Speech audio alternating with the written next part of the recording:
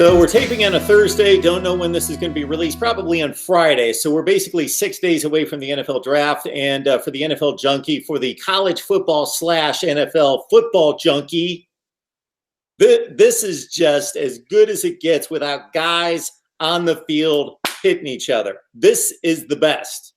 We got Rick Saratella on the line from the NFL Draft Bible. And of course, this is the best way I can think of to set us up for the NFL draft is bring on Rick. We've had him on a number of times through the years, and he always does a tremendous job. Rick, how you doing today, man? Hey, always glad to be talking football with the voice of college football. So we're going to blend a little college football, NFL draft, spring ball, draft season. It's a great time of year. People ask me all the time, I love this guy. I love this guy. What do you think about this guy at the next level? And I just don't. It doesn't always transition. So I've got my opinion, but we go to the expert here. We got Rick on here. And again, the NFL Draft Bible, NFLDraftBible.com. We've knocked out the running backs, wide receivers, and quarterbacks. Please check out those videos. Now we're going to look at the offensive line. These guys, for many of them, this is going to be their day of fame when they get selected and make it up to the podium. Eric Fisher from a few years ago, he's probably the least known #1 overall draft pick of all time, just because everybody forgets about the offensive line. It's this, we're into numbers, we're into fantasy football, and these guys are completely forgotten, but they are mighty important. Yeah. No, it's almost like referees, right? Like if you don't hear about them, you're doing a good job. It's kind of like how offensive linemen are. So, it's going to be exciting. It's going to be intriguing. And, how many offensive linemen will go in round one? It's kind of hard trying to fit one into the top 10 here because there's so many edge rushers. Obviously, quarterbacks are sexy. And then I'm looking at like Buffalo, I think, is at number 9. Maybe they go offensive line. But what's really interesting is you have different flavors of the week. So, for me, Jonah Williams from Alabama, to me, is the most polished guy. I mean, he's pro ready. Plug and play, plug him in. He's good to go. And as far as I'm concerned, I think he's the best offensive tackle prospect right now. Now, others will point to Andre Dillard out of Washington State. Agile, the athleticism. We saw that out in Indianapolis. Obviously, now, one thing to keep in mind is I think I saw a stat where 77 or 78% of his plays were out of passing formation. So, Washington State, Mike Leach, just due to lack of reps, he's going to need some polish on the run blocking, right? So, Dillard, maybe not as polished, but probably the higher ceiling. Then you have Jawan Taylor from Florida. Big recruit out of high school, 380 pounds. They said, hey, drop 50 and we'll give you the scholarship. Weight hasn't been an issue since. However, I'm just finding out that some teams have him medically flagged now due to back and knee issues. So we'll see how much of a slide that actually creates come draft day. In terms of interior positions, guys I like, I'm really high on Chris Lindstrom from Boston College. This guy can play for me any day of the week. Give me Chris Lindstrom all day long. And then, Cody Ford from Oklahoma. Some people like him at tackle. Other people like him at guard. I think he can be a successful starter at the next level. And then the center position, while talented, I don't think we see a lot of these guys coming off the board until day 2. Garrett Bradbury from NC State, just incredible athleticism.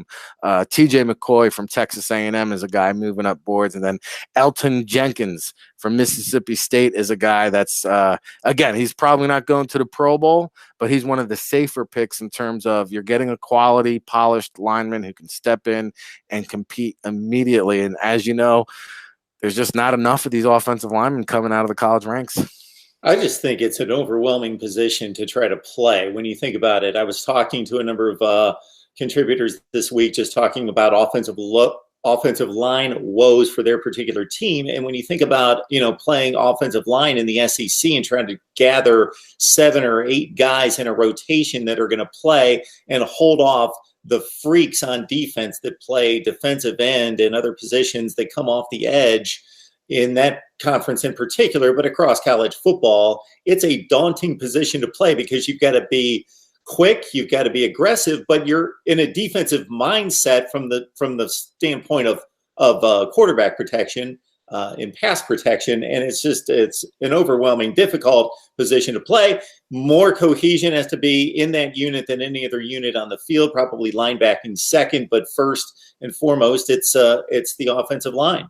And to your point, Greg Little out of Mississippi, there you go, SEC. I mean, he's going up against the Josh Allens of the world, the Montez Sweats, and even Alabama, Jonah Williams. I mean, hey, give me any year of the past 3 or 4 years he's been at Alabama. I'm sure in practice every day he's lining up against the future NFL guys. So at least in the SEC, you have the body of work, you have that caliber of play to go off of. Even Florida, Jawan Taylor, same case.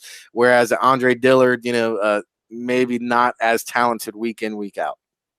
Mark Rogers TV, the voice of college football, breaking down the game we love, college football, but the transition to the NFL. And I've got the best guy that I know of to bring on here to break down the NFL draft for us. NFLDraftBible.com, NFLDraftBible.com. Rick Saratella, the guy. And I get my honorary special edition. Yeah, it's in the mail, baby. Bible. On the way. Man. Yeah. We got it. That baby it's real.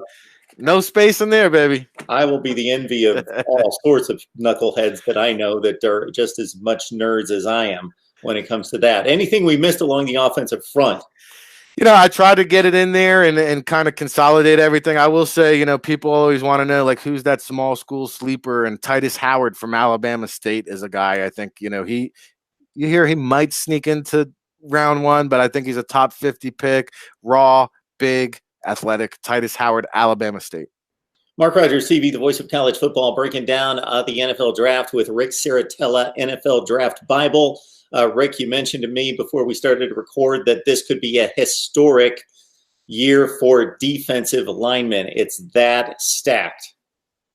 Yeah, this is, as far as the 18 years that I've been doing this, the Sue and McCoy draft, I think 2010, Tyson Alualu, I think, was in that draft. Very talented group, but I have never seen anything like we're about to see. And again, you're going to see Nick Bosa come off the board at number 2, probably to San Francisco, the top edge rusher. Then you're going to see Quinnen Williams most likely at number 3, go to the New York Jets.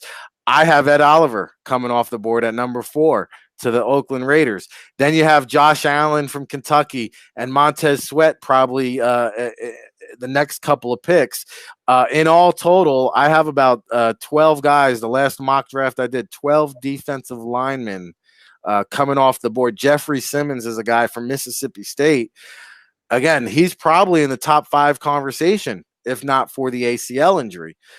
So somebody's going to get a steal. Some of these guys that go on round 2 and round 3 in other years would be first-round picks. Jerry Tillery from Notre Dame.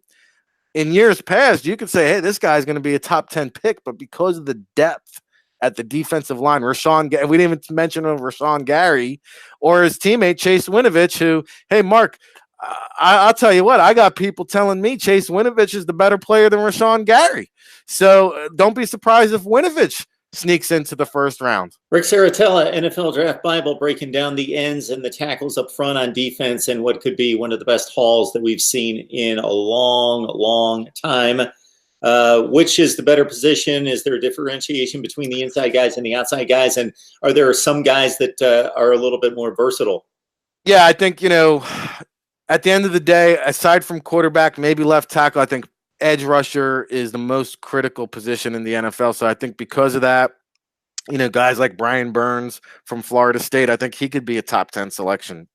I think you're going to see a run on edge rushers in that top 12 to 15 picks. You might see 5 or 6 edge rushers because that position is just so hard to come by. And so, every team, if you ask every team, I bet you everyone can tell you we could use some more offensive linemen and we could use another edge rusher. Who can't use an edge rusher? But with that being said, versatile guys, Ed Oliver, we talked about that on the previous segment, whether he would play inside, outside, maybe linebacker. Rashawn Gary, I think, is a guy that you could kind of see, hey, maybe we, play him outside, maybe we move him inside. the Giants here, they used to do the NASCAR package, and they would take a guy like a Justin Tuck or a Osi Minor, kind of slide him in, use 5 defensive linemen, slide him inside. So, I mean, I think you can come up with a whole variety of ways to use a Rashawn Gary. So those are some more versatile guys. Michael Dogby, a day 3 sleeper, not invited to the combine. One of these guys, inside, outside, could play either or.